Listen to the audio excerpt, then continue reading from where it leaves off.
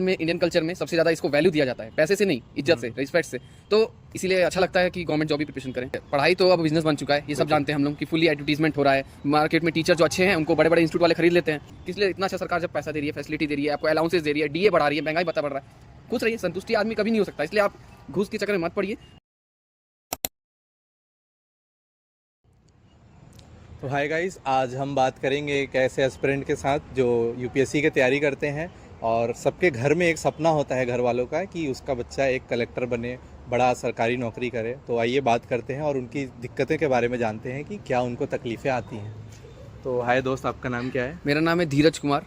आप कहाँ रहते हैं? मैं रांची से बिलोंग करता हूँ, अभी फ़िलहाल बुटी मोड़ में रहता हूँ। अच्छा, कौन से एग्ज़ाम की तैयारी करते हैं आप? मैं 3 एग्ज़ाम की तैयारी करता हूँ, यूपीएससी की भी करता हूँ, एसएससी, सीजीएल और सीएचएसएल, और बिहार के भी कुछ स्टेट एग्ज़ाम देता हूँ। अच्छा, मतलब मेजरली सरकारी नौकरी की आप हाँ, तैयारी मतलब करते हैं। प्रॉपर डेडिकेटेड गवर्नमेंट जॉब के लिए प्रिपरेशन करता हूँ। तो आपने मतलब गवर्नमेंट जॉब ही चूज़ क्यों किया? गवर्नमेंट जॉब चूज़ करने का एक है रीज़न कि ये सिक्योर है, मतलब कोई निकाल नहीं सकता। और एक हमारा इंडियन कल्चर में सबसे ज़्यादा इसको वैल्यू दिया जाता है, पैसे से नहीं, इज्जत से, रिस्पेक्ट से। तो इसीलिए अच्छा लगता है कि गवर्नमेंट जॉब भी प्रिपरेशन करें। गवर्नमेंट जॉब की प्रिपरेशन करें। तो आपने मतलब कितना समय दे चुका है अभी तक इसमें? अब तक तो मैंने लगभग 3 साल हो गया, 3 साल प्लस चल रहा है मेरा गवर्नमेंट जॉब का प्रिपरेशन करते करते। अच्छा, 3 साल हो गया हाँ, है। 3 साल हो गया है। मतलब इसमें क्या क्या सब्जेक्ट्स पढ़ने पड़ते हैं? जैसे आप सीजीएल का बोला आपने, जैसे अब अगर सीजीएल या यूपीएससी या किसी भी स्टेट एग्जाम का, तो एक सबसे कॉमन सब्जेक्ट है वो सीजीएल में हो, चाहे कोई भी कॉम्पिटिटिव एग्जाम हो, आपको जीके जीएस तो पढ़ना ही पड़ेगा। अच्छा। नहीं तो कोई, ये जीके जीएस ऐसा सब्जेक्ट है कि रामबाण है, मतलब हर एक एग्जाम के लिए चाहिए ही चाहिए, कोई भी एग्जाम में दीजिए। अच्छा, और तो मेरा ये सवाल है कि ठीक है, इतना तो समय आपने दे दिया, लेकिन एक सबका एग्जिट प्लान होता है ना कि मैं इतना टाइम किसी भी पर्टिकुलर चीज़ को दूंगा।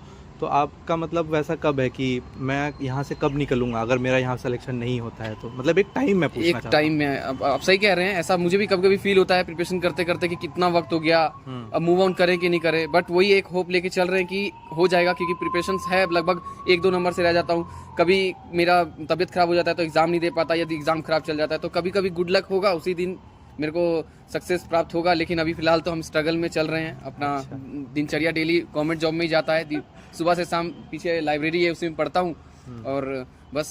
लेकिन उम्मीद है कि 2026 तक कहीं ना कहीं सेट हो जाऊंगा।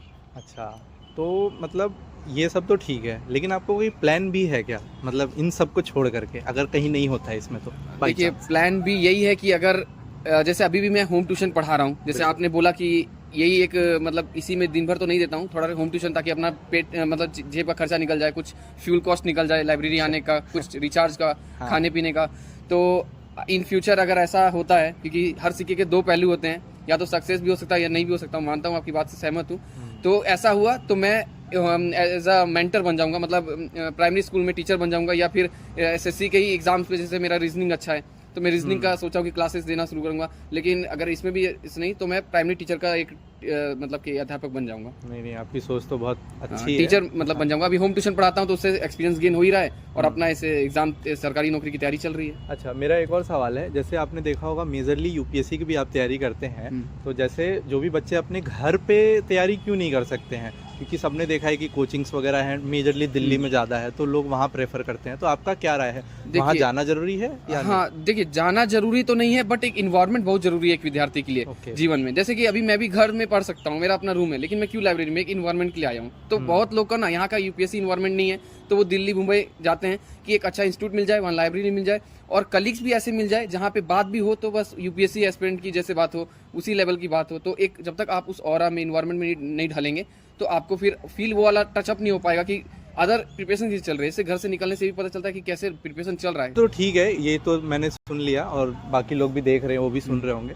तो मैं बस इतना पूछ रहा हूँ, आज की डेट में पढ़ाई कितनी महंगी है सबके लिए? मैं उसके लिए भी बात कर रहा हूँ जो टियर 1 में रहते हैं, जो टियर 3 में भी रहते हैं। आपकी क्या राय है? देखिए, पढ़ाई तो अब बिजनेस बन चुका है, ये सब जानते हैं हम लोग कि फुली एडवर्टीजमेंट हो रहा है। मार्केट में टीचर जो अच्छे हैं उनको बड़े बड़े इंस्टीट्यूट वाले खरीद लेते हैं, आपने देखा ही होगा। 1-2 को छोड़ के, जैसे हम खान सर की बात नहीं कर रहे हैं, हम अलग पंडित सर की बात नहीं कर रहे, बट कुछ तो ऐसे हैं जो बिक जाते हैं, और कोर्स भी बहुत महंगा महंगा आता है, जो अफोर्डेबल नहीं होता है बच्चों के लिए। और विद्यार्थियों को एक अफोर्डेबल ही प्राइस, क्योंकि जो सरकारी नौकरी की तैयारी करता है वो एक मीडियोकर रहता है या फिर उससे भी नीचे। तो आप कह सकते हैं कि हाँ बहुत एक्सपेंसिव हो गया स्टडी, बट फिर भी मैं तो यही सजेस्ट करूंगा जो भी विद्यार्थी इस वीडियो को देख रहा है कि यूट्यूब में पूरा कंटेंट है। आप जिस एग्जाम की तैयारी करना चाहते हैं आप यूट्यूब में एक एक टीचर को पकड़िए। एक पर्टिकुलर टीचर आपको पूरा नहीं पढ़ा सकता, जैसे कि आप रीजनिंग पकड़िए तो रीजनिंग का भी एक पर्टिकुलर टीचर है, फ्री में पढ़ाया हुआ है। जीके जीएस फ्री में आप परमार सर का जाइए, इतना अच्छा पढ़ाया है, आप वहाँ से पढ़ सकते हैं। मतलब हर आप किसी भी विभाग की तैयारी करें, किसी भी संस्था की तैयारी करें, किसी भी प्रतियोगिता परीक्षा की तैयारी करें, आपको जीके जीएस, करंट अफेयर्स या फिर कॉन्ट या फिर रीजनिंग किसी भी सब कुछ फ्री में उपलब्ध है यूट्यूब में। बस सर्च करना और अपने दोस्तों मित्रों से पूछे कौन सा अच्छा है। अभी फिलहाल बीपीएससी का जब मैं देख रहा था, ज्योग्राफी, बिहार का ज्योग्राफी इतना अच्छे से डाला हुआ है रोहित सर ने, जो आपको पेड कोर्स में भी नहीं मिलेगा वैसा उन्होंने पढ़ाया हुआ है। तो ऐसा नहीं है, पैसा में भी आपको, पैसा में यही है कि एक जगह पूरा सीक्वेंस में मिल जाता है, लेकिन आपको यूट्यूब में थोड़ा ढूंढना पड़ेगा, लेकिन सब फ्री ऑफ कॉस्ट है। तो मैं यूट्यूब फॉलो करता हूँ। ये तो बहुत सही है कि ऑनलाइन एजुकेशन का अगर हम सहारा लें तो बहुत कुछ, हमारा पैसा भी बच जाता है और समय भी। चलो अब हम थोड़ा ये सवाल पूछते हैं कि अगर आप कल को जाकर के कहीं सरकारी नौकरी में अव्वल हो जाते हैं, जैसे आप कोई बड़े अफसर बन जाते हैं, तो वहाँ के लिए आपका कुछ सवाल है जिसको आपको टैकल करना है, ठीक है? वहाँ तो के लिए कैसे सवाल? मैं बताता हूँ। जैसे मान के चलो आप ऑफिस में बैठे हो, है ना, मान के चलो आप दिल्ली में बैठे हो, आपको पता चला है कि ठंड जैसे शुरू हुई, दिल्ली में पॉल्यूशन बहुत ज़्यादा बढ़ गया है ना, और भी काफ़ी जगहों पे, लेकिन आप उसको टैकल कैसे करोगे कि उस चीज़ को, पॉल्यूशन कैसे कम किया जाए?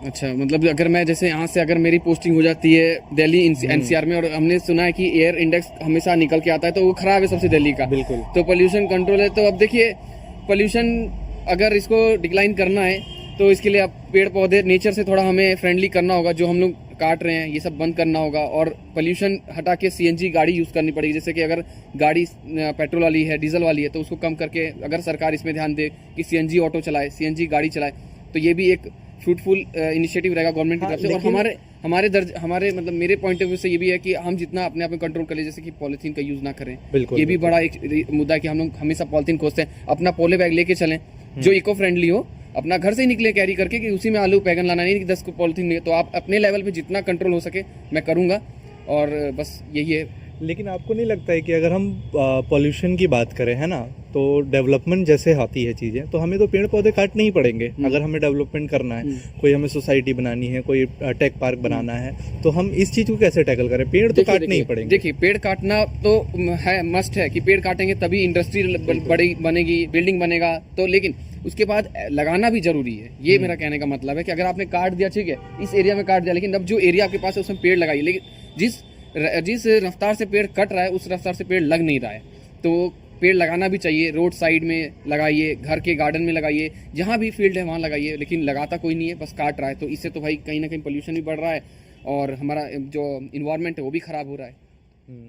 बढ़िया बात बोला आपने। तो नई न्यू एजुकेशन पॉलिसी 2022 में जो आई थी, उसके लेकर के आपके क्या टेक है? मैं एग्जांपल देता हूँ।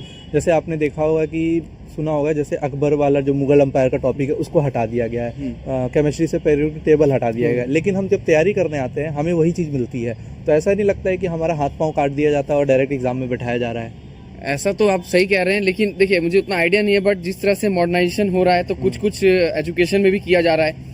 जैसे कुछ ऐड ऑन कर रहे हैं, कुछ सब्ट्रैक्ट भी कर रहे हैं। अभी आपने जैसे हमारे झारखंड के जो अभी सीएम के फादर का डेथ हुआ, शिबू सोरेन जी का डेथ हुआ, तो अभी झारखंड सरकार ने एक मुहिम लिया कि अब झारखंड के जो राज्य स्कूल है, जो हमारे स्टेट बोर्ड है, उसमें उनका भी एक चैप्टर रहेगा, उनके इतिहास रहेगा, उनका क्या भूमिका रही है झारखंड और बिहार को अलग करने में। तो जैसे जैसे मॉडर्नाइजेशन बढ़ रहा है, जैसे जैसे टाइम बढ़ रहा है, तो जिस चीज़ की नीड है वो चीज़ को ऐड ऑन सब्ट्रैक्ट तो चलते ही रहेगा। इसीलिए देखिए, आपने थोड़े दिन पहले ये भी सुना होगा कि हम पहले 5 साल होता था तब स्टडी स्टार्ट करते हैं, अब 3 साल में ही बच्चे स्टार्ट